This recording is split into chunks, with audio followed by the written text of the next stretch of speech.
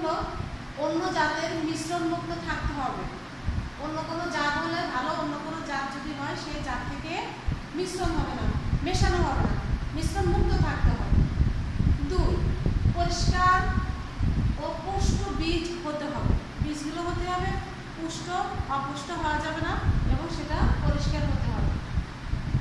বীজের রং স্বাভাবিক হতে হবে, অস্বাভাবিক বীজের রং হওয়া যাবে না, যেমন কালশেটে পড়ে যাবে, রং অন্যরকম হয়ে যাবে, সেরকম কোনো বীজ হওয়া যাবে না। 4, বীজ দাগমুক্ত বা পোকা খাওয়া বা ভাঙা হবে না। বীজ হতে হবে একেবারে পরিষ্কার পরিচ্ছন্ন এবং আস্ত, সেটা পোকাও খাওয়া হবে না, সেটা ভাঙাও হবে না এবং দাগ হবে না বীজে। 5, ইট পাথরের কণা ও আগাছা থেকে বীজ মুক্ত হতে হবে। অনেক সময় আমরা দেখি যে